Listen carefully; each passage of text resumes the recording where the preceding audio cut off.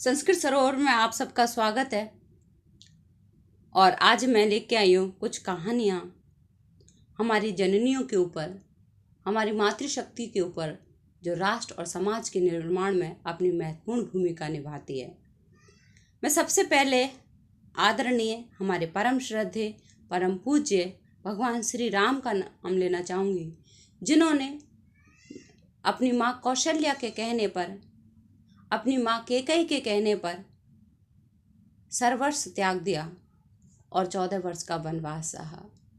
वो माँ को हमेशा उच्चतर मानते रहे, उनके हर आदेश को वो अपना कर्तव्य समझकर पालन करते रहे। उन्होंने कभी भी माँ में कोई खोट नहीं देखा, कोई दोष नहीं देखा। यही कारण है कैकेयी के द्वारा 14 वर्ष के वनवास के बाद भी वो उनको उतने ही आदर और सम्मान के साथ देखते रहे, क्योंकि उनमें संस्कार थे अपनी माँ कौशल्या के। उनमें धर्म परायणता थी, कर्तव्य परायणता थी अपने माँ के आदर्शों की। ऐसी ही कर्तव्य परायणता का उदाहरण है श्री सीता माता जी, जिन्होंने अपनी माँ के कहने पर अपने पति को देवत्व तुल्य माना, इसलिए 14 वर्ष का वनवास भोगा। उसके बाद भी अपने पति को एक धोबी के कहने पर गृह त्याग के लिए राजी करती है। ऐसा ही त्याग हम लक्ष्मण जी का भी देखते हैं कि लक्ष्मण जी की माँ सुमित्रा उनको कहती है, पुत्र, भाई राम को तुम पिता तुल्य मानना और भाभी सीता को अपनी माँ के तुल्य, और वन को अयोध्या के समान, और इस तरह तुम्हें सुख मिलेगा। जब माएँ ऐसा आदर्श स्थापित करती हैं तो उनकी संतति निश्चित रूप से राष्ट्र और समाज के विकास में अपनी महत्वपूर्ण भूमिका निभाती है। यही त्याग और बलिदान की कहानी हनुमान जी की है, जो माता अंजनी के धार्मिक संस्कारों, कर्तव्य परायणता के कारण सेवा भाव का ऐसा अनूठा आदर्श स्थापित करते हैं जो आज दुर्लभ है। तो इसके बाद मैं आपको सुनाने जा रही हूँ यशोधरा की कहानी, जो महात्मा बुद्ध की पत्नी थी। जब भगवान बुद्ध ने गृह त्याग के बाद ज्ञान प्राप्ति कर ली थी, तो एक बार वो कपिलवस्तु पधारे, और यशोधरा का त्याग ही उन्हें इस स्थिति तक पहुंचा पाया था। यदि यशोधरा उनको मना कर देती कि नहीं आप नहीं जाओगे, तो वो कैसे जा पाते। तो एक पत्नी का त्याग, एक माँ का त्याग यहाँ पे हम देखेंगे। तो बुद्ध को ये स्मरण था, इसलिए वे सबसे पहले महल पहुंचे और यशोधरा से पूछा, यशोधरे, कुशल से तो हो? हाँ स्वामी। चिर परिचित स्वर सुनकर यशोधरा का हृदय गदगद हो उठा। ओहो, मेरे स्वामी आए हैं। तो स्वामी नहीं, भिक्षु कहो यशोधरे, मैं अपना धर्म निभाने आया हूँ, बोलो तुम कुछ भिक्षा तो दे सकोगे। यशोधरा विचार मग्न हो उठी। कुछ क्षण तक तो विचार करते रहकर उसके चेहरे पर निश्चय के भाव उभरे और बोली, भंते, अपने पूर्व संबंधों को ही दृष्टिगत रखकर क्या आप भी कुछ प्रतिदान कर सकोगे। प्रतिदान का मतलब होता है दान के बदले दान। भिक्षु धर्म की मर्यादा का उल्लंघन ना होता होगा तो अवश्य करूंगा आर्य, बुद्ध ने उत्तर दिया। यशोधरा ने अपने पुत्र राहुल को पुकारा और तथागत की ओर उन्मुख होकर बोली। तो हम ये देख रहे हैं कि यहाँ यशोधरा की गोद में उनका पुत्र राहुल है, जो उनके पिता के अभाव में, यानी जब बुद्ध के चले जाने पर वो ही उनको संस्कार देती हैं और ज्ञान देती हैं। तो उन्होंने उस पुत्र को पुकारा और तथागत की ओर उन्मुख होकर बोली। तो भगवान राहुल को भी अपने पितृ परंपरा निभाना देकर अपना अधिकार पाने दीजिए। फिर राहुल से बोली, बेटा, अपनी पितृ परंपरा का अनुकरण करो, बुद्ध की शरण में, धर्म की शरण में, संघ की शरण में जाओ। राहुल के संवेद स्वरों में गूंज उठा, बुद्धम शरणम गच्छामि, धर्मम संघम गच्छामि, संघम शरणम गच्छामि। यशोधरा एवं सिद्धार्थ की श्रेष्ठ संतति राहुल भी इस परंपरा में सम्मिलित हो गया, जिसे स्वयं सिद्धार्थ गौतम बुद्ध ने प्रारंभ किया था। माता को इसमें और भी अधिक श्रेय दिया जाता है।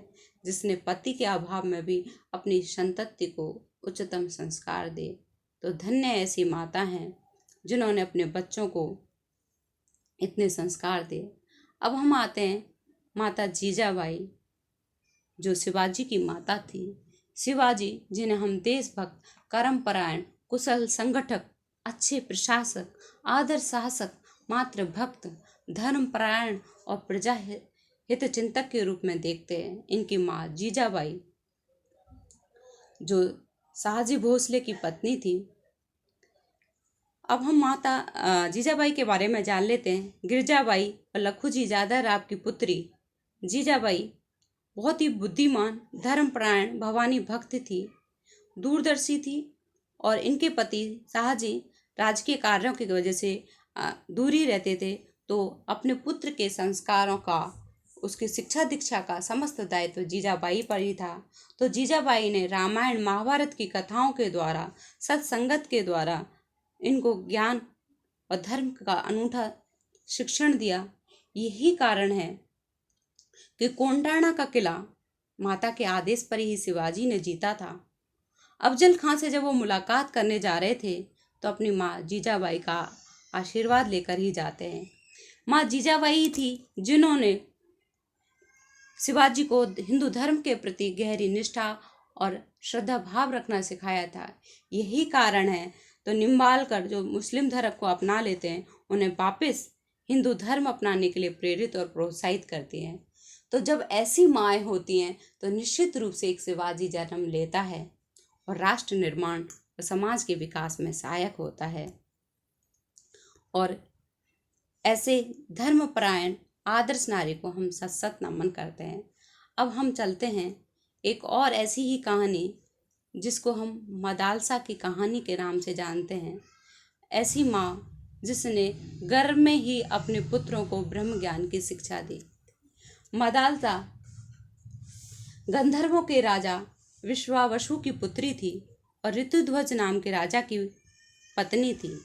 मदालसा के बारे में कहा जाता है कि इन्होंने अपने पुत्रों को गर्भ में ही ब्रह्म ज्ञान की शिक्षा दी थी, लेकिन राजा यानी उनके पति ऋतुध्वज थे, उन्होंने कहा क्या तुम सारे पुत्रों को बैरागी और सन्यासी बना दोगी, फिर राज के कार्य कौन संभालेगा।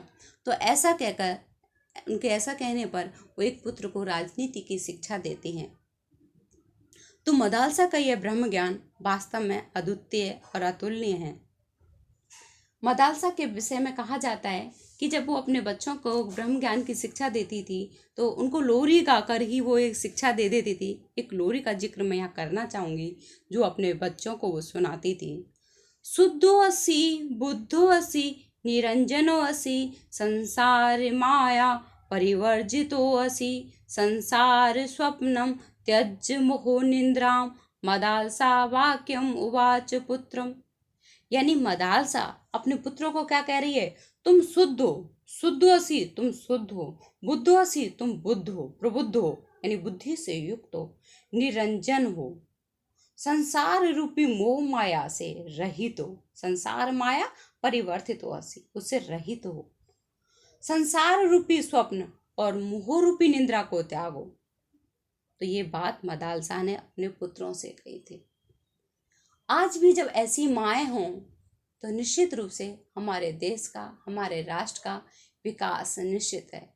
हम अभिमन्यु को भी याद करना चाहेंगे जिसकी माँ सुभद्रा ने बचपन में इन्हें अपने पिता के चक्रव्यूह भेदन का ज्ञान उनको सिखा दिया था। अभिमन्यु था जो गर्भ में भी ज्ञान सीख लेता है। ये बात साइंस भी कहती है, यदि बच्चों को अच्छा संस्कार दिए जाते हैं तो निश्चित रूप से वो आगे बहुत कुछ सीखते हैं। तो ये ज्ञान की परंपरा शुरू से ही शुरू हो जाती है जब माँ के रूप में बच्चे का अंकुर आता है। तो इस अंकुर को ही हम शिक्षा देना, संस्कार देना सीखें, राष्ट्र निर्माण और समाज के विकास में भागीदारी बने। तो मैं सभी माँओं से, सभी बहनों से निवेदन करना चाहूँगी, सभी बच्चों से, कि वो माँ की आज्ञा को पालन करें, उनके आदेशों को सिरोधार्य करें। माता पिता के रूप में वो हमारे लिए भगवान होते हैं। तभी तो कहा जाता है मातृदेवो भव पितृदेवो भव, यानी माता और पिता देव तुल्य हैं, इनके द्वारा दिया गया ज्ञान हमारे लिए श्रेष्ठ करें। तभी तो युधिष्ठिर यक्ष के प्रश्नों का उत्तर देते हुए कहते हैं, माँ का स्थान पृथ्वी से बढ़कर है और पिता आकाश से भी ऊंचे हैं। तो हम इन माता पिता की आज्ञा को शिरोधार्य करें, राष्ट्र निर्माण में सहभागी बने। और मैं माओ से भी कहना चाहूँगी, जननी जने तो दाता या सुर, नहीं तो रीजो बांझिणी, काहे गमावे नूर। आप सभी को मेरा धन्यवाद। प्लीज़ मेरी वीडियो को लाइक करें, शेयर करें, सब्सक्राइब करें और कमेंट बॉक्स में कमेंट लिखकर मुझे प्रेरित और प्रोत्साहित करें। आप सबको धन्यवाद।